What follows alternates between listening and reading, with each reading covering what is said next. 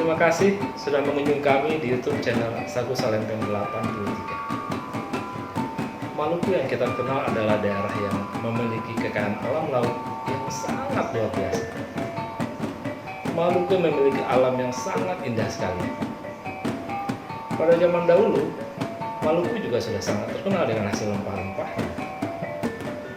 Tetapi beberapa tahun yang lalu kita dikejutkan bahwa telah ditemukannya deposit gas alam yang sangat besar yang berada di Maluku Tenggara, yang kemudian dinamakan dengan proyek Blok Masela. Mudah-mudahan cadangan gas alam yang sangat besar ini akhirnya dapat meningkatkan kemakmuran dan kesejahteraan masyarakat Maluku. Itulah yang kita harapkan. Ada pesan yang kuat yang disampaikan oleh Gubernur Maluku Murad Ismail terkait dengan proyek Blok Masela ini. Pertama adalah bahwa anak-anak Maluku jangan hanya nantinya sebagai penonton dalam proyek Blok Masela ini. Yang kedua, proyek Blok Masela ini harus merekrut sebanyak mungkin tenaga kerja asal Maluku. Yang ketiga, pengusaha Maluku harus dilibatkan dalam pengerjaan proyek Blok Masela ini. Ini pesan yang kuat, bagaimana keberpihakan pemerintah daerah terhadap anak-anak Maluku. Tetapi akhirnya tentu berpulang kepada anak Maluku sendiri, bagaimana untuk berpartisipasi aktif dalam proyek Masela ini ke depannya. Ini adalah dunia industri, dunia yang membutuhkan ilmu dan teknologi, dunia yang membutuhkan kualifikasi tertentu untuk bisa berpartisipasi aktif dalam proyek Blok Masela ini. Karena begitu pentingnya proyek Blok Masela ini bagi kita di Maluku, kami coba mengangkatnya sebagai sebuah diskusi yang dihadiri oleh beberapa narasumber yang sangat kompeten, baik dari kalangan pemerintah maupun dari kalangan para ahli. Mudah-mudahan diskusi ini dapat memberikan informasi yang utuh, dapat memberikan informasi yang melengkapi informasi kita terhadap proyek Blok Masela ini.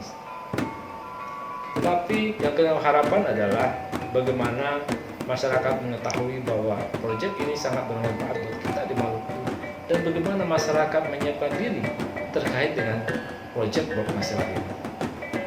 Akhirnya dari kami, selamat menonton. Mudah-mudahan diskusi ini bermanfaat buat kita semua. Jangan lupa untuk subscribe, like, share, dan komen untuk YouTube channel kami. Terima kasih, selamat menonton.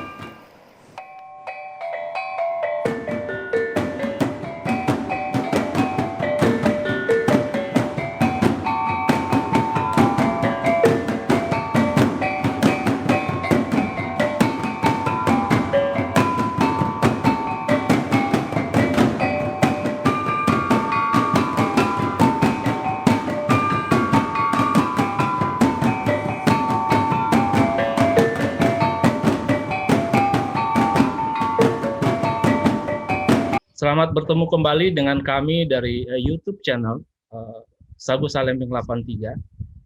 YouTube channel ini adalah merupakan YouTube channel dari komunitas Sagu Salempeng yang merupakan alumni SMA Negeri 1 Ambon angkatan 1983. YouTube channel ini kami buat adalah dalam rangka untuk memberikan supporting kami di angkatan kami buat kemajuan masyarakat Maluku di berbagai bidang. Mudah-mudahan dengan adanya YouTube channel ini, masyarakat luas, khususnya masyarakat Maluku, dapat mengetahui concern apa yang terjadi di Maluku dan apa yang menjadi concern kami di angkatan 83. Pada hari ini kami merasa sangat terhormat dan merasa bangga sekali bahwa diperkenankan menghadirkan orang-orang terhormat dari komunitas masyarakat Maluku yang bersedia hadir pada hari ini untuk diskusi tentang proyek besar yang ada di Maluku, yaitu tentang Blok Masela. Blok Masela barangkali yang kita tahu adalah satu proyek besar yang beberapa tahun lalu seluruh masyarakat Indonesia mengetahui bahwa ini merupakan suatu kejutan besar dari Maluku, bahwa Maluku yang selama ini dikenal dengan lumbung ikan nasional, dengan hasil lautnya, tetapi hari ini kita sama-sama lihat bahwa Maluku punya tambang yang sangat besar, salah satunya adalah Blok Masela. Terkait dengan kenapa kami mengangkat Blok Masela, karena kami ingin tentu melihat sebagai anak Maluku melihat bahwa bagaimana proses pengerjaannya ini, apakah betul sudah melibatkan seluruh komunitas Maluku, apakah seberapa besar manfaat diberikan buat Maluku. Yang kedua bahwa informasi ini kita harapkan seluruh masyarakat mengetahui dan juga menyiapkan diri kalau seandainya mau berpartisipasi dalam proyek. Untuk itu saya ingin memperkenalkan satu persatu yang narasumber yang terhormat yang hari ini sangat bersedia hadir pada diskusi ini. Satu adalah Bapak Kepala Badan Perencanaan Pembangunan Daerah Maluku, Bapak Dr. Anton A. Lailosa. Selamat siang, Pak. Siang, Pak Irwan. Kemudian Direktur BUMD Maluku Energi Abadi, Bapak Musalam, Insinyur Musalam Latukonsina. Selamat siang, Pak Musalam. Selamat siang, selamat sore. Saya dengan Pak Musalam ini sering panggilnya Bapak Abang Acu. Kebetulan kami cukup dekat dalam komunitas di Jakarta. Beliau adalah ketua kami di komunitas di Jakarta.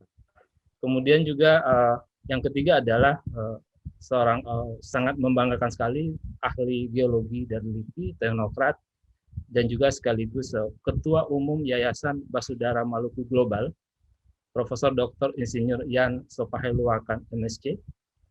Selamat siang Pak Yan. Selamat siang. Terima kasih Pak Prof sudah meluangkan waktu pada siang hari ini. Terima kasih sama-sama. Kemudian juga ada yang terhormat juga adalah mantan Duta Besar Indonesia untuk Serbia dan juga mantan Direktur Utama BUMD Maluku Energi yang sekarang menjadi Maluku Energi Abadi, Bapak Insinyur Samuel Samson. Selamat siang, Bu. Siang, Pak Irwan. Terakhir adalah saya punya saudara dekat sekali dengan komunitas saya adalah seorang dosen dan juga sekaligus penggiat pemberdaya masyarakat madani di daerah Jawa. Sangat membanggakan sekali bahwa dimanapun beliau berada, pendekatannya adalah pendekatan masyarakat bawah, mengembangkan kemampuan masyarakat bawah, yaitu saudara saya Frasiana Adene Risakota STH MSI PhD. Selamat siang, Bu Sisyane. Selamat siang, Bu Mirwan dan bapak-bapak semuanya. Ya. Siang, Ibu Syan. Ya, saya pertama-tama kali ingin mendengar dulu penjelasan tentang proyek blok Masela ini dari Bapak Acu Latukonsina, bahwa yang kita tahu bahwa start produksinya itu ada pada tahun 2027. Sampai saat ini tentu masih cukup lama, 6 tahun. Mungkin bisa dijelaskan secara singkat bagaimana apa yang sedang dikerjakan sekarang, lalu berapa tahun ke depan apa sampai mencapai puncak produksi.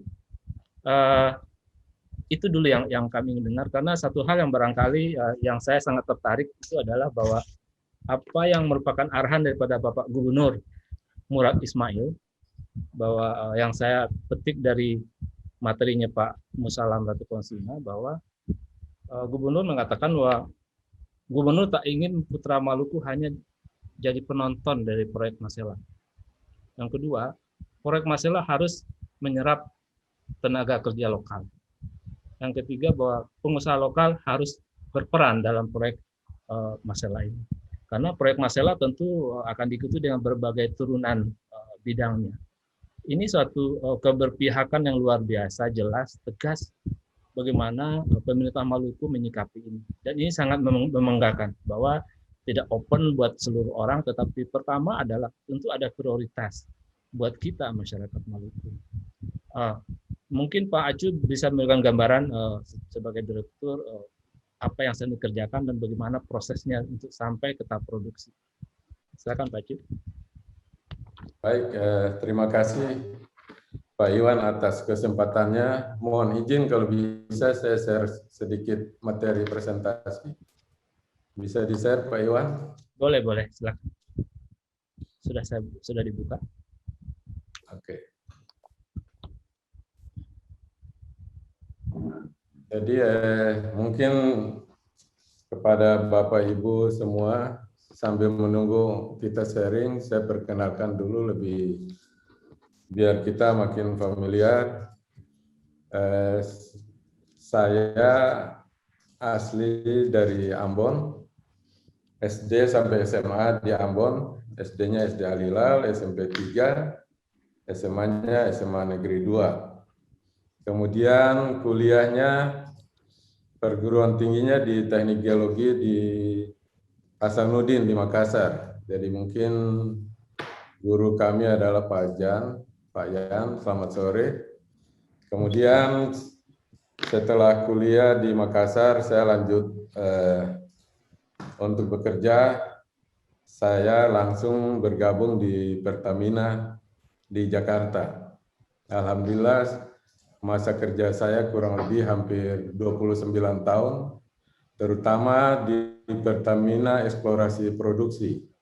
Jadi setelah selesai di 2019, kemudian saya diminta untuk membantu Provinsi Maluku kaitannya dengan proyek gas Masela. Pada saat itu sudah ditetapkan untuk pekerjaan kilangnya untuk LNG-nya adalah di darat.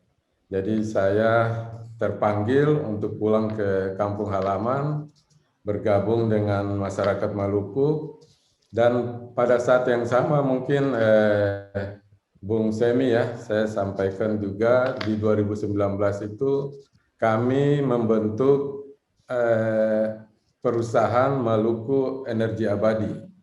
Jadi saya di 2019 sebagai salah satu tim pendiri BUMD Maluku Energi Abadi yang kami singkat BUMD MEA. Alhamdulillah dalam proses pendirian kurang lebih hampir 1 tahun, di bulan November 2020 BUMD tersebut berdiri, persisnya di tanggal 23 November 2020. Kaitannya dengan proyek gas Masela, jadi memang saya sampaikan juga background dari perusahaan ini. Kegiatan utama adalah kegiatan hulu migas. Yang dimaksud hulu migas ini adalah terkait dengan PI 10% yang diberikan oleh pemerintah pusat kepada Provinsi Maluku.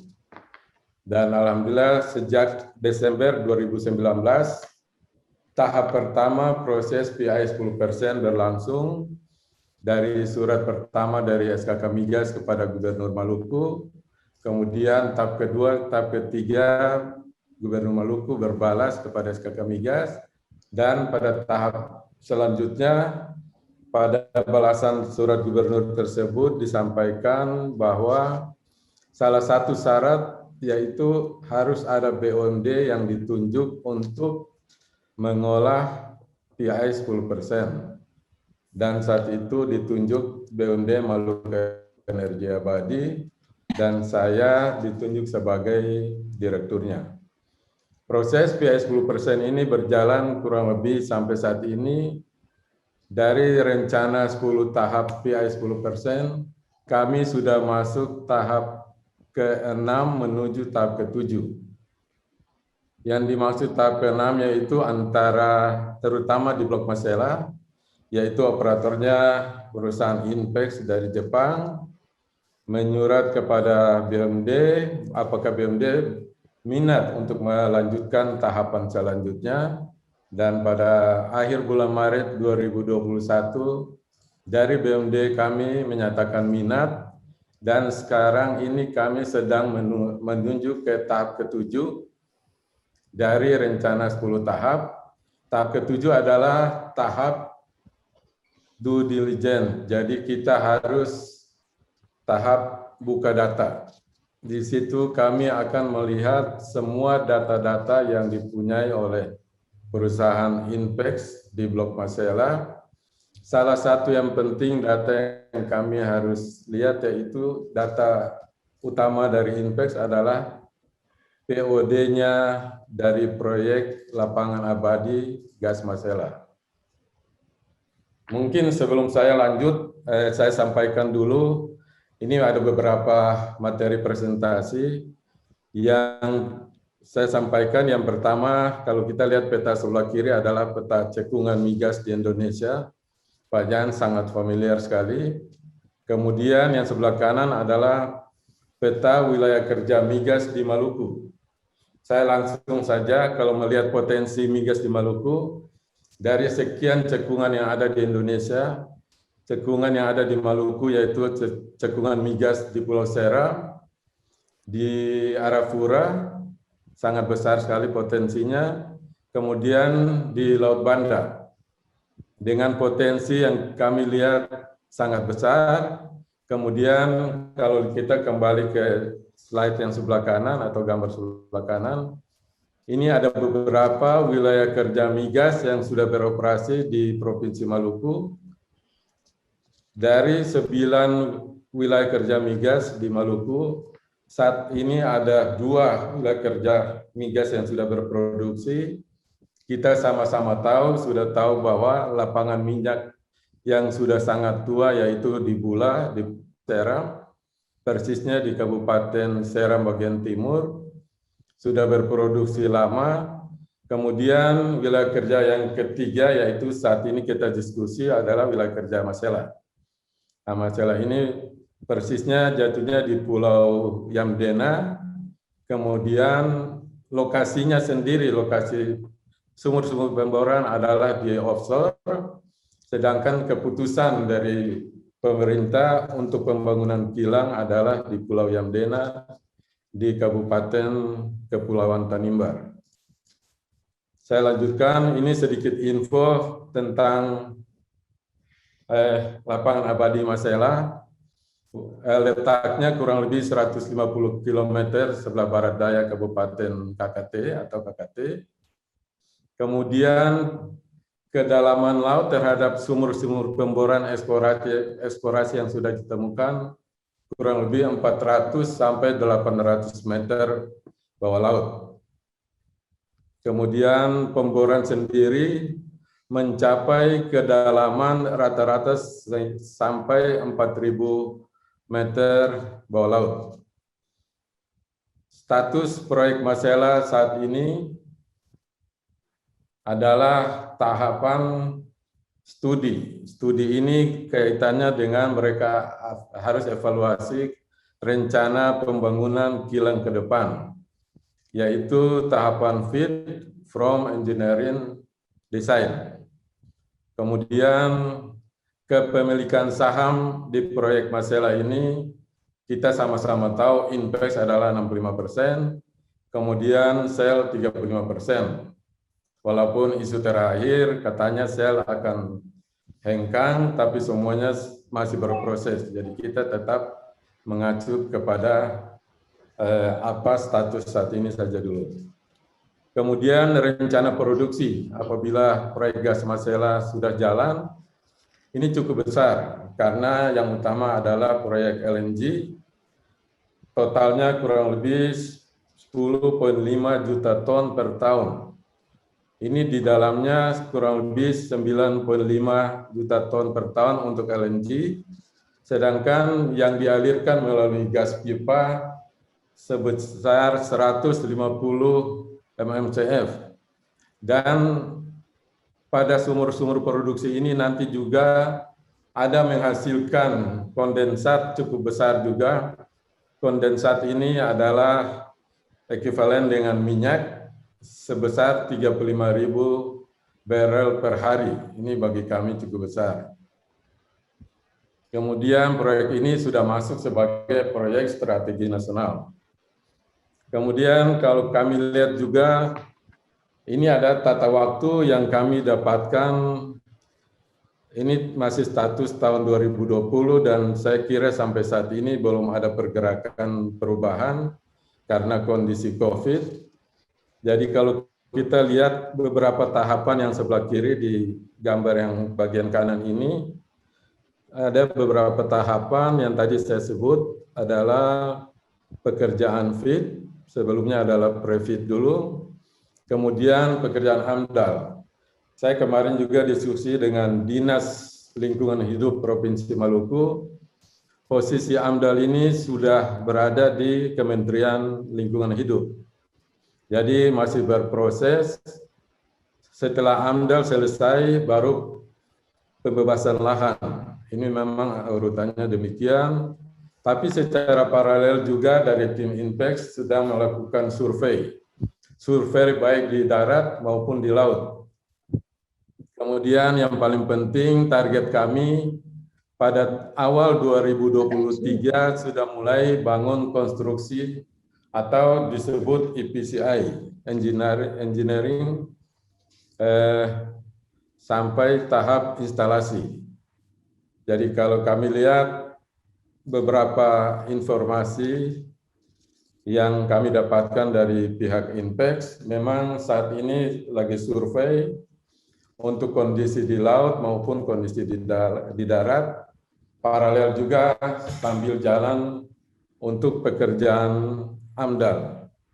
Jadi kita harapkan di tahun 2023 awal mudah-mudahan sesuai dengan rencana pembangunan konstruksi kilang LNG di Pulau Yamdena sudah bisa dimulai. Hanya memang terkendala sedikit dengan kondisi COVID saat ini. Kemudian ini tadi yang saya sampaikan ada beberapa survei, kemudian potensi pasar untuk LNG nanti bila sudah berproduksi, ada beberapa MOU antara pemerintah dengan investor bahwa mereka telah menandatangani MOU yaitu dengan PLN, Pupuk Indonesia, kalau nggak salah juga dengan PGN, Gas Nasional, kemudian dengan perusahaan minyak internasional, yaitu dari Cina, kemudian dari Jepang. Harapan kami semua ini pada saat berproduksi, apapun dari perusahaan manapun, dari luar atau dari dalam, akan menggunakan semua sumber daya tenaga kerja diprioritaskan dari Maluku dulu sebelum semuanya terpenuhi baru bisa dari luar Maluku. Proses ini semua sedang jalan. Kemudian terkait dengan di Masela sendiri kita tahu bahwa Provinsi Maluku pemerintah pusat memberikan 10% PI kepada Provinsi Maluku. Dan kami BMD ditunjuk untuk menerima dan mengelola. Tadi saya sampaikan, untuk saat ini kami sudah sampai ke tahap 6 menuju tahap 7. Ini untuk blok Masela, sedangkan 2 blok lainnya yang tadi saya sebut di atas, kami juga punya blok di Bula dan Seram non Bula. Prosesnya sama dan malah ada sedikit progres bahwa mereka sudah masuk kepada tahap ke-7. Jadi tidak lama lagi untuk blok Bula dan non-Bula, kita sudah mulai bisa diskusi, buka data punya mereka, kita sama-sama melihat, di situ ada data produksi minyak, ada data lifting minyak, kemudian data POD yang mereka punya, rencana produksinya bagaimana, itu harus kita lihat duduk secara bersama. Tahapan ini butuh waktu kurang lebih 6 bulan, terhitung mulai disebut saatnya due diligence atau uji tuntas. Saya kira untuk PI 10% kita sama-sama bisa monitor, mudah-mudahan target kami bila tidak ada hambatan, semua tahapan ini bisa selesai di pertengahan tahun depan atau tahun 2022. Memang kita belum bisa prediksi pada saat diskusi itu memang ada beberapa pengalaman dengan BUMD yang lain juga di provinsi lain. Ada yang bisa cepat, ada yang malah lama. Sampai sekarang ini baru 2 provinsi atau 2 BUMD yang berhasil melakukan tahapan PI 10%, yaitu BUMD-nya di Jawa Barat dan di DKI. Dua-duanya sudah selesai dan sudah menikmati hasilnya dan malah bisa mendapatkan PAD buat provinsi tersebut. Harapan kami mudah-mudahan tahapan ini juga bisa kami lalui dengan baik. Mohon dukungan semua pihak, terutama saudara di Provinsi Maluku, sehingga ini bisa dilaksanakan. Terkait dengan yang tadi Pak Iwan tanyakan, mungkin ada beberapa jargon dari Pak Gubernur Maluku, agar Maluku jangan jadi penonton, pada saat proyek Masela jalan. Ini sudah kami inisiasi dari saat ini. Kami di BUMD punya program yang sudah kami launching di bulan Maret, yaitu Maluku TKND, Maluku Tenaga Kerja Nasional Daerah. Ini harapan saya bisa berkoordinasi dengan pihak-pihak terkait, OPD terkait di Provinsi Maluku, atau badan-badan pelatihan nasional, dan alhamdulillah kami telah melakukan beberapa peran, terutama dengan Disnaker Provinsi Maluku, bagaimana apa yang di Maluku punya hasil pemetaan kondisi saat ini, berapa banyak pekerja yang bekerja di Maluku, dan berapa banyak yang belum bekerja, apalagi kondisi COVID saat ini. Kemudian kami juga ada kerjasama, ini sesuai dengan anjuran atau arahan dari SKK Migas atau Kementerian SDM, karena pengalaman proyek gas tangguh di Bintuni. Ini kami sudah pernah lakukan studi banding. Di sana bagaimana mereka memperkerjakan kurang lebih 17.000 pekerja di Bintuni.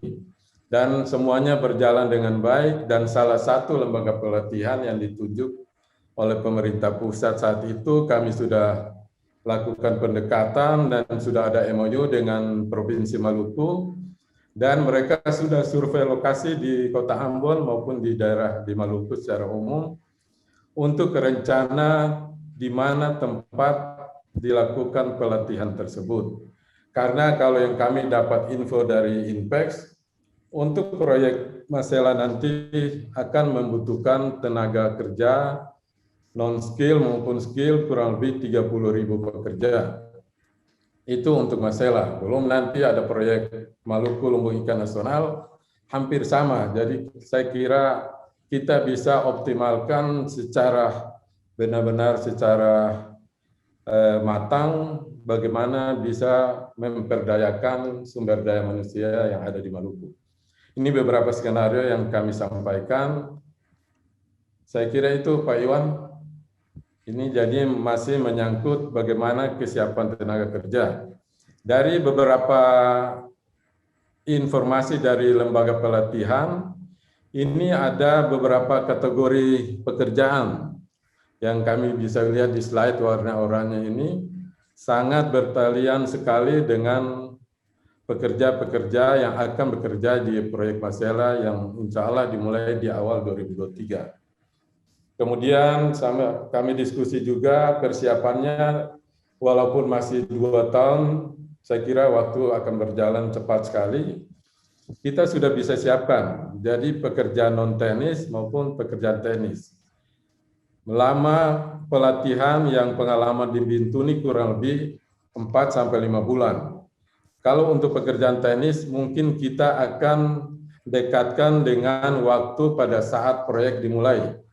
Karena itu kami harapkan 5 bulan mereka latihan langsung bekerja. Sedangkan pekerjaan non-teknis saya kira sangat banyak sekali, karena menyangkut kebutuhan suplai bermacam-macam. Misalnya nanti ada suplai bahan pangan, bagaimana suplai material pada saat pembangunan konstruksi, bagaimana persiapan penginapan, hotel, restoran, dan sebagainya.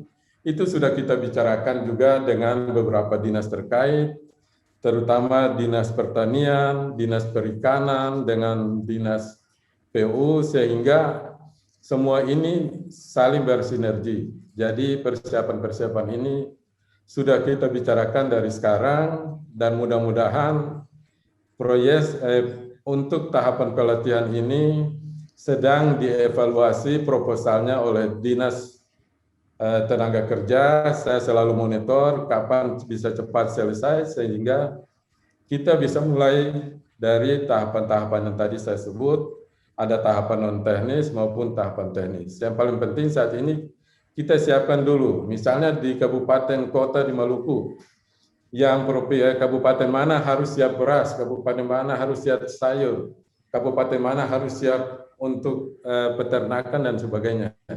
Itu pernah kita bicarakan secara bersama, dan nanti saya harapkan di sini kebetulan ada Pak Anton, Ketua Bapeda, bisa mengkoordinir semua persiapan-persiapan ini. Jadi kami dari BUMD sifatnya hanya menyiapkan bagaimana pelatihan bisa dilaksanakan, tapi semua kembali kepada pihak provinsi di Maluku, terutama OPD-OPD terkait bagaimana kesiapan bahan pangan, bagaimana kesiapan dan lain-lainnya. Saya kira itu dulu. Terima kasih, Pak Iwan. Ya, terima kasih Pak Acu bahwa kita sudah mendapatkan gambaran yang cukup barangkali bahwa yang kita perlu catat bahwa akan dimulai produksi adalah pada tahun 2027. Kemudian tahap konstruksinya itu mulai pada tahun 2023. Nah, saat ini masih tahap desain dan juga masih tahap persiapan.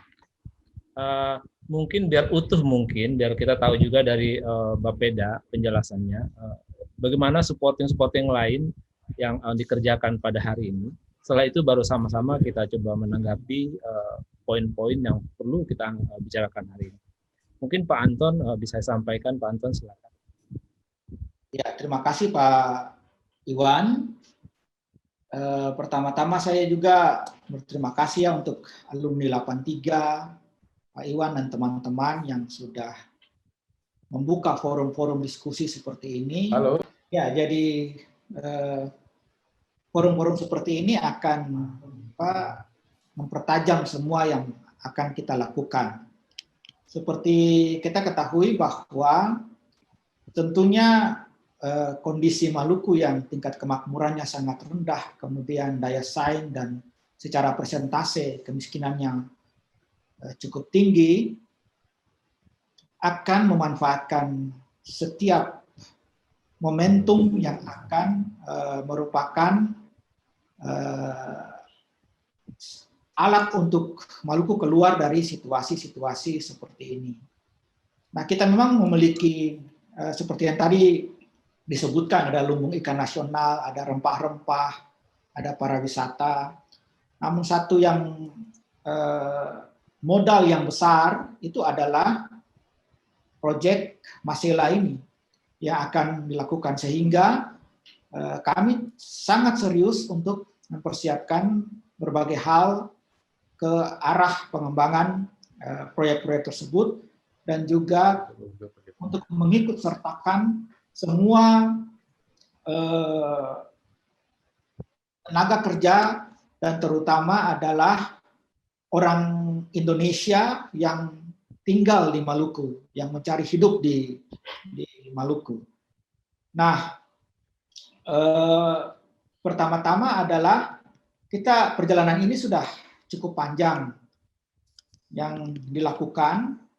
Nah, mulai dari kalau tadi Pak dalam percakapan informal itu yang Pak Prof Yan katakan bahwa ada misalnya mereka telah mulai lumbung ikan dari tahun 86, dari tahun 1090-an, dan kemudian itu sebenarnya Masela juga sudah mulai dilakukan hal-hal tersebut. Pengusulan PI 10% ke pemerintah pusat. Nah, kita lakukan sejak dulu, yaitu sudah melakukan pengusulan PI, dan kemudian kita juga sementara memfasilitasi pembebasan lahan di Kabupaten Kepulauan Tanimbar. Kemudian juga sementara melaksanakan rekomendasi pemerintah daerah untuk mendapatkan izin pinjam pakai kawasan hutan, dan juga sementara melakukan peninjauan kembali terhadap Perda RZ P3K untuk pemanfaatan ruang dan laut pesisir. Dan tadi seperti yang disebutkan oleh Pak Direktur MEA, yaitu sementara dalam proses dan sudah membentuk Maluku Energi Abadi, Dan pemerintah daerah juga sudah melakukan penyertaan modal, akan melakukan penyertaan modal untuk pembentukan PT tersebut.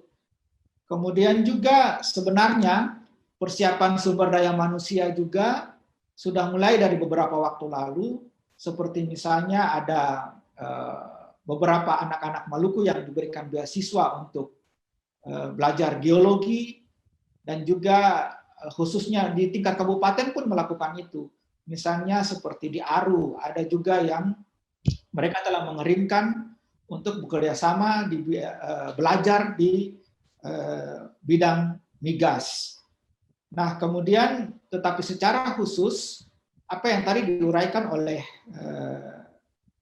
Pak Direktur MEA itu memang menjadi konsen bagi kita saat ini, yaitu kerjasama dengan salah satu konsultan yang berpengalaman seperti pengalaman di Bintuni tadi disebutkan, sehingga mereka mengetahui standar-standar internasional, standar-standar yang dibutuhkan. Nah, memang kita memprediksi, dasar dari semua ini adalah kita memprediksi ke depan tentang bagaimana ketika proyek-proyek itu beroperasi.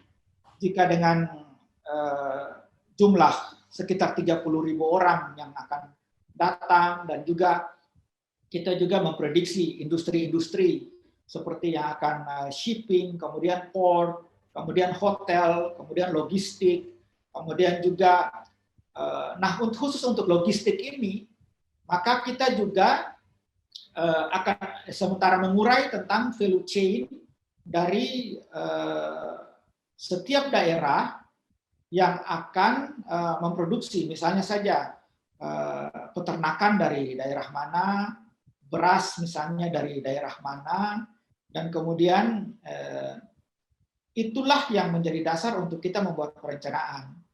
Tahun ini kita akan melakukan revisi rencana pembangunan jangka menengah daerah yang 2019 sampai 2024.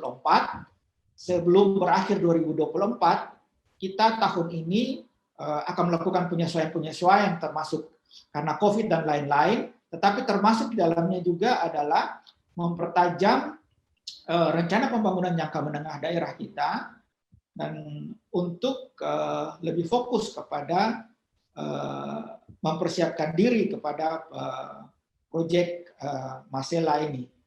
Nah, mungkin itu adalah hal-hal dasar awal yang sementara kita lakukan, Pak Iwan. Demikian, Pak.